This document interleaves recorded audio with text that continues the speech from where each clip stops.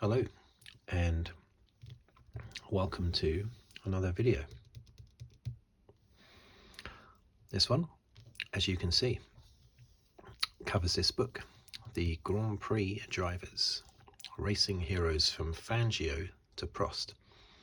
That gives you an idea as to how old this book is, the fact that Prost is like almost the new kid on the block.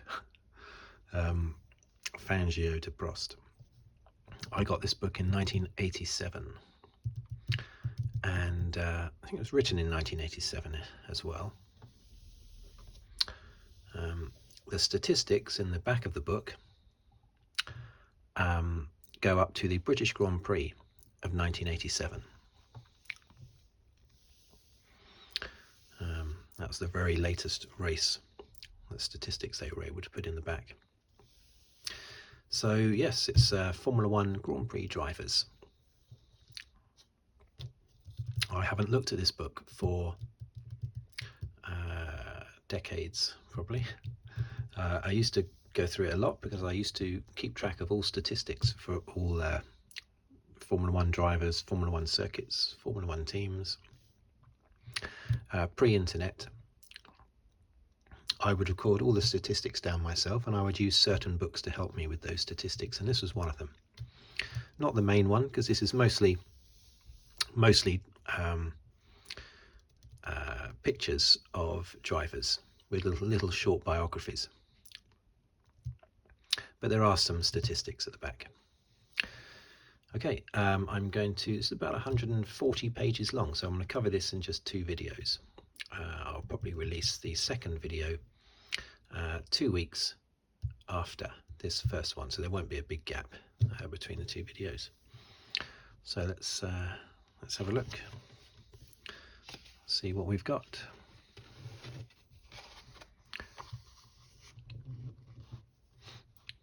Grand Prix Drivers. There's René Arnoux, and there's the recently deceased Patrick Tambay. René Arnoux is still alive. They were Ferrari teammates at one point. I think this is when they were Ferrari teammates in the early 80s. 83 was it, I think. Both French. And this is just the contents, 1950s, 60s, 70s, and right up to date with the 80s. And then on the second video, so basically I think the first video will cover, I'll do 70 pages, so I'll be halfway through the amazing colour section in the middle, where it's just lots of pictures of world champions in action, as it says there. And then the second video, I'll do the 70s, the 80s, and then the critics top 10. That's very interesting, looking at the critics top 10. Very interesting. And then a few little stats at the back.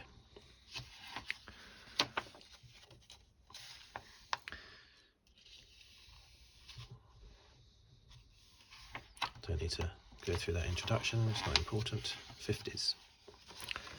So here we are. This is a lot of these pictures you see. I did a recent Formula One postcards video covering drivers in the 1950s. I say recent, I think I did it a couple of years ago. And that was the picture of Farina. That's sort of like the standard. That was the picture on the postcard. And that's probably the case throughout this book, I should think, where you may well recognize pictures because they're the main pictures that we used for those drivers. Known to his friends as Nino, he was of course the first world champion in 1950 in his Alfa Romeo, which was the dominant car at the time in the very early 50s. There he is there on his way to winning the very first Formula One World Championship Grand Prix, the 1950 British Grand Prix at Silverstone. I think there was only 7 races that year. I'm not going to talk in detail about the years because I do cover that in other series. Alberto Ascari, twice world champion. Actually, I've done a video on him, just on him, again a year or so ago, I think. But yeah, twice world champion for Ferrari. Ferrari's first world champion. and Ferrari's only Italian world champion as well. I don't think there's any other Italian world champion, is there? I think he's the only one. Yeah, pretty sure.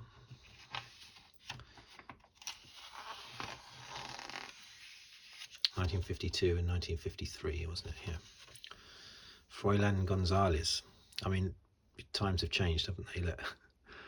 Nowadays, he might be classed as not being tremendously fit for a Formula One driver, but that doesn't mean the cars back then were not difficult to drive. They were just difficult to drive in different ways. You needed brute strength. Fitness wasn't, your cardiovascular fitness wasn't a big thing, but you did have to be just physically strong. So you can be overweight and physically strong, can't you? But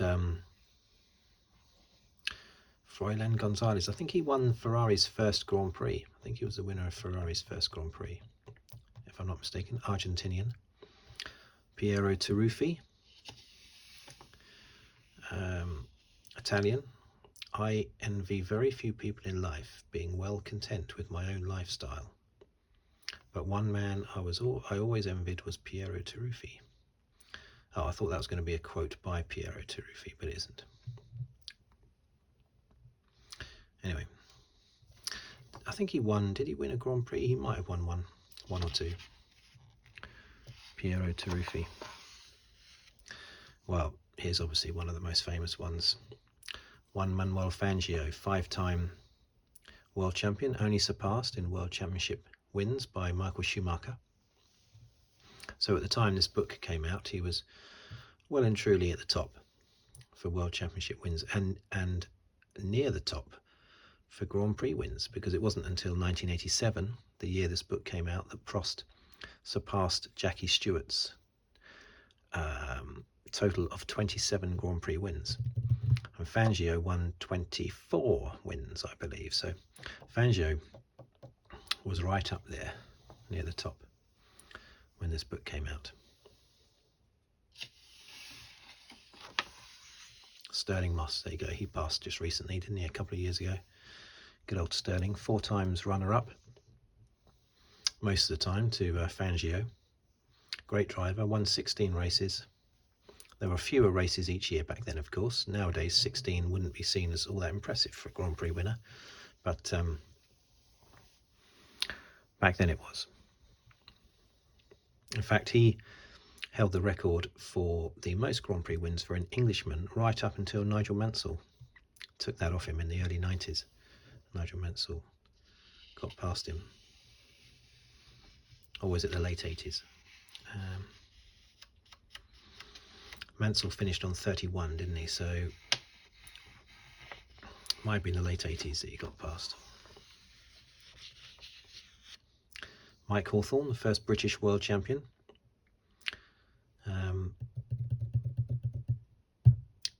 English as well, I believe. As British as the royal family and roast beef, Mike was a super bloke. He was a motoring enthusiast at heart, having developed the taste for fast cars and racing from his father, Leslie.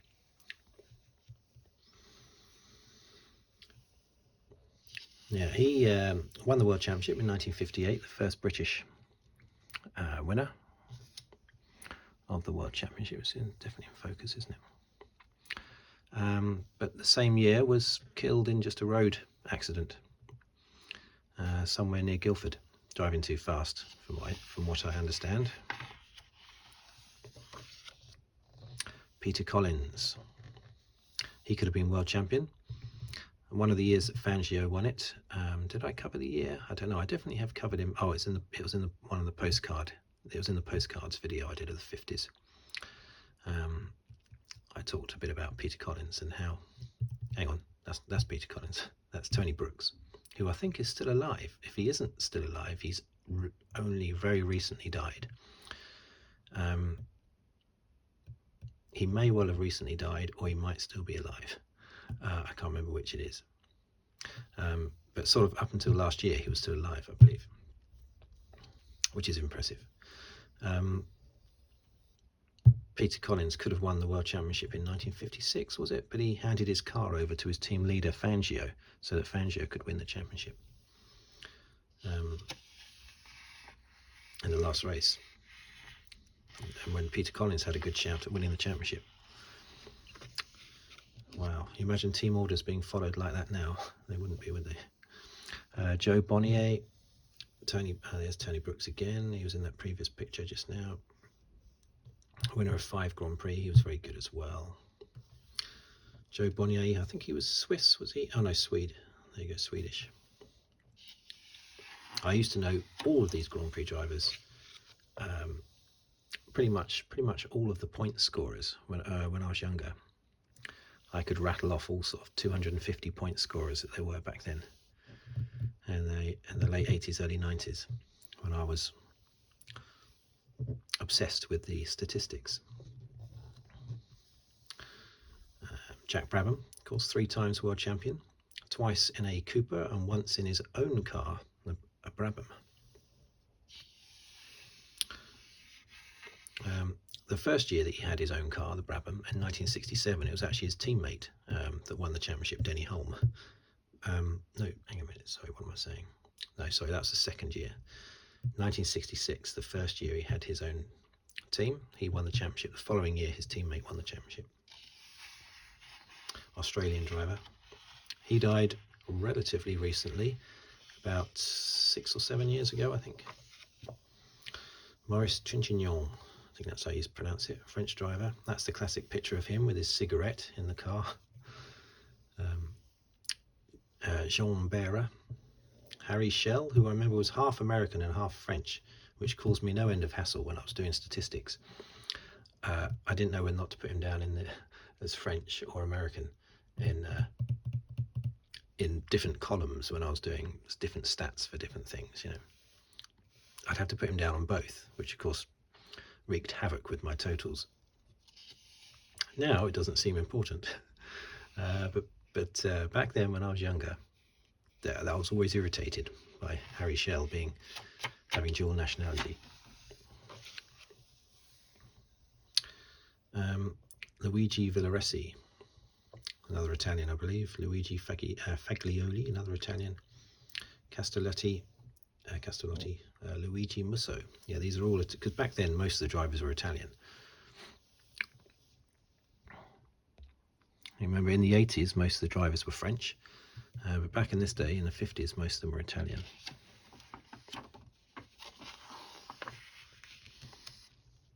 Roy Salvadori, what nationality was he? I don't think he was Italian though.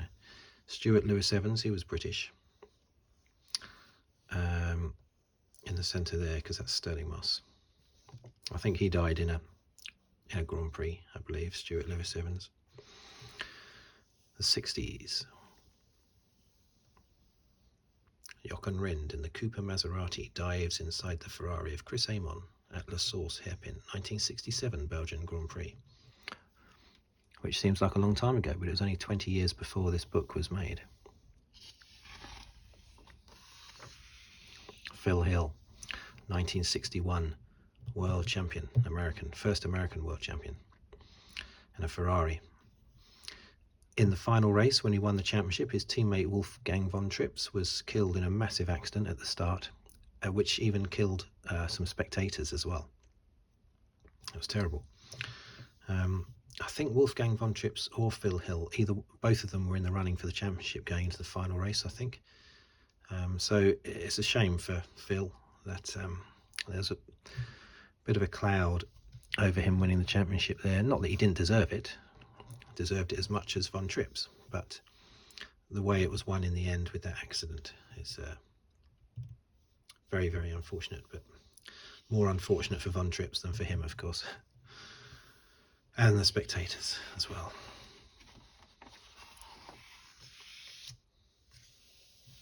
There's Wolfgang von Trips.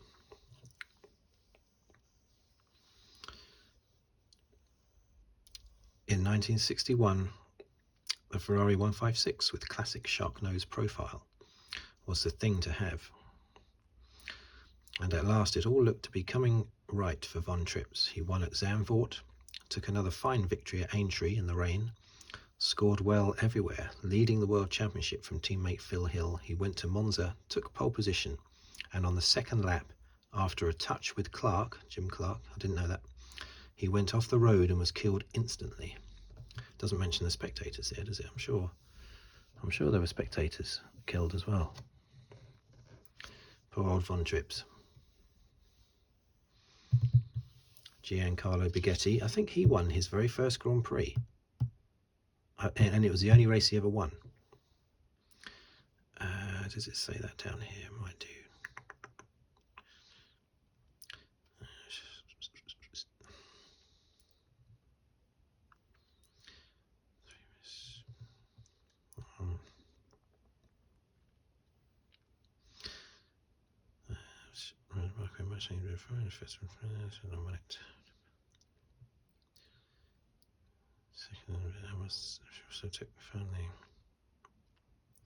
In July, he took part in his first the French Grand Prix at Reims, and astoundingly, that one race victory for him. Yeah, so I think he won 3 races in. But see, back in these days, you had non-championship Formula One races as well. So he his first 3 races in a Formula One car, he won all 3 of them, but only one of them was a proper championship Formula One race, French Grand Prix at Reims. But that was the only race he ever won, the only Formula One race, official Formula One race he ever won, I think. Richie Ginther, American. I think I think James Garner is based on his character in the 1960s film Grand Prix. Pretty sure that James Garner's character is based on Richie Ginther. Innes Island, another British driver. There's lots of British drivers back then. In fact, the early 60s were dominated. There was a period when, I think, was it 1963, when every race in the season was won by a British driver, 3 or 4 different British drivers. John Surtees, Jim Clark, Graham Hill. Those 3 dominated for about a season and a half. And here is Jim Clark. In his famous Lotus 49. Look at that car. That's beautiful, isn't it? He won 25 Grand Prix, which was a lot back then. Would have put him to the top of the charts ahead of Fangio. 25 race wins, all of them in a Lotus. Never raced for any other team.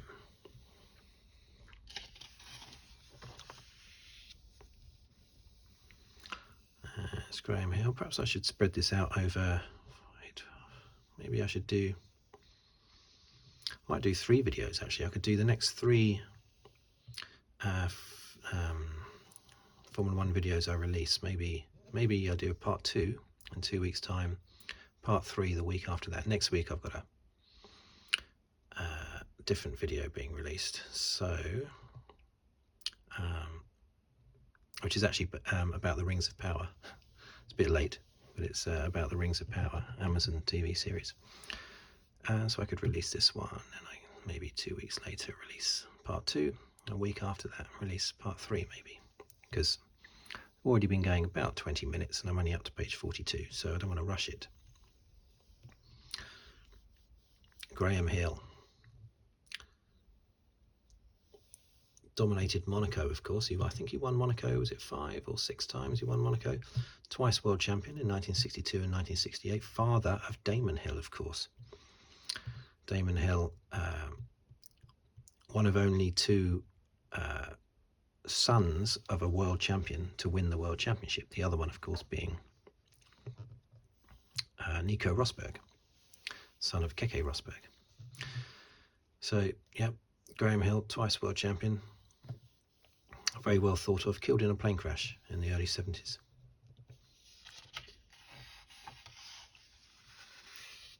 John Surtees, 1964 world champion, having won. He's the only person to have won a world championship on both 4 wheels and 2 wheels.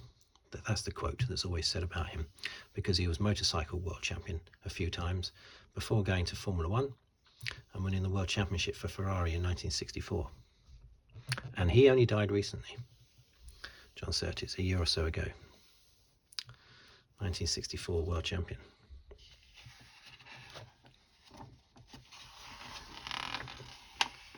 Lorenzo Bandini, did he ever win a race? I'm not sure, can't remember now. Ludovico Scarfiotti.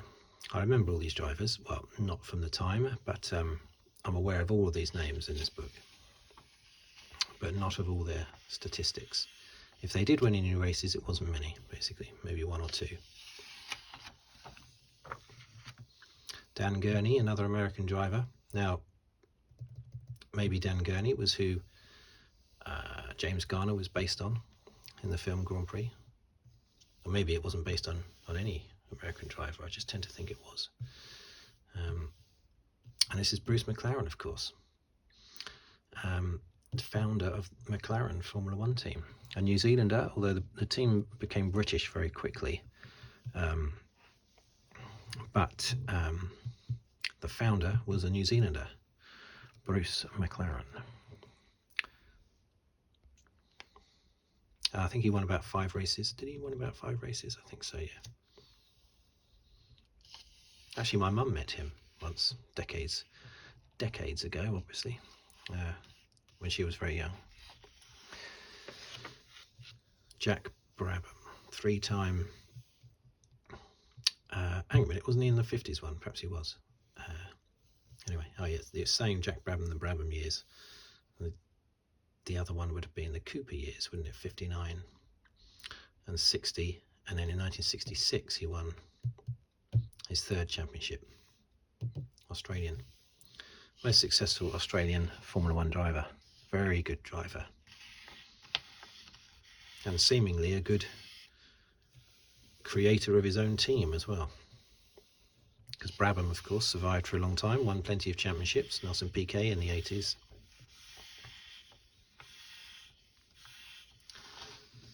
Very good.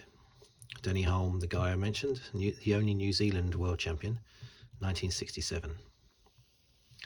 He won the championship. Right, so I think actually I'll stop there with Denny Hulme. And I'll do part 2. As I say, in a couple of weeks or so. And part 3 the week after that. Okay, so thank you for watching, thank you for listening. If you'd like to subscribe, please do so. And or comment on the video, or like the video. And I will see you on the next one, which will probably be a Grand Prix review from 2023, but we'll see. Should be anyway, I think. Right. Thank you very much, and goodbye.